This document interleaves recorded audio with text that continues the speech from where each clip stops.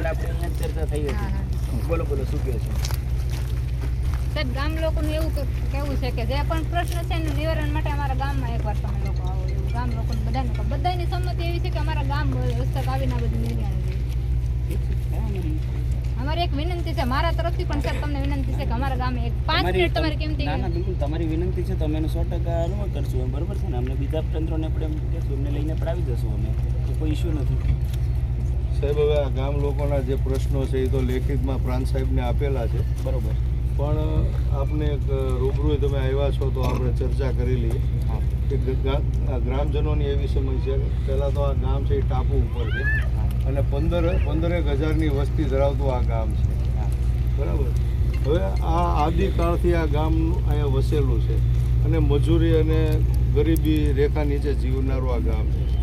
સાહેબ, અત્યારે આ જે ડ્રેઝિંગનું કામ છે, પહેલી સમસ્યા તો એ છે આ લોકોનો પ્રશ્ન, અત્યારે જે આ ડ્રેઝિંગ થઈ રહ્યું છે એટલે આ ડ્રેઝિંગને કારણે ભવિષ્યમાં આ જે ટાપુ છે, આ ગામ છે શિયાળબેટ, એ ટાપુ છે એનો નાશ થઈ જાય, એને ખૂબ મોટું ભયંકર નુકસાન થાય એવી આ લોકોને, ગામ લોકોને દહેશત છે.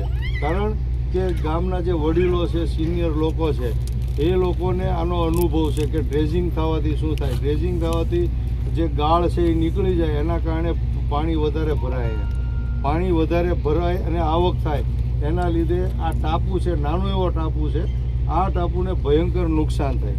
બીજા નંબરમાં આ તળ નીચા જાય આ દરિયાના ખાડીના, એને લીધે આ લોકો પાણીનો ઉપયોગ બોર અથવા તો નળથી ખાડા કરીને, કૂવા કરીને એનો પાણીનો ઉપયોગ કરે છે. તો એ પાણી પણ ખારું થઈ જવાની આ લોકોની બીક છે. અત્યારે ભાંભરું પાણી છે, પાણીની તો સુવિધા છે જ નહીં. આ લોકો વગર પાણીની સુવિધાએ આ લોકો જીવન જીવે છે. બીજા નંબરમાં લાઇટની સુવિધા પણ નથી. બીજી વાત એ છે સાહેબ કે ખરેખર આ કંપની અહીંયા આવી 35-40 વર્ષ થયા. આ ગામના લોકો, યુવાનો ભણેલા ગણેલા છે, ગ્રેજ્યુએટ છે, 12 પાસ છે, ડિપ્લોમા કરેલા છે, કોર્સિસો કરેલા છે, અનેક કોર્સો કરેલા છે, પરંતુ આ ગામના લોકોનો અધિકાર છે, સૌ પ્રથમ આ ગામના લોકોનો અધિકાર છે જે ટાપુ ઉપર રહે છે એ લોકોને રોજગારી મળે, એ લોકોને નોકરી ધંધા મળે, પરંતુ આ કંપનીએ આ ગામના લોકોની અવગણના કરી છે. બીજા નંબરમાં સાહેબ, આ લોકો ગરીબ માણસો છે, અત્યાર સુધી અશિક્ષિત હતા, પેટે પાટા બાંધીને એના પરિવારના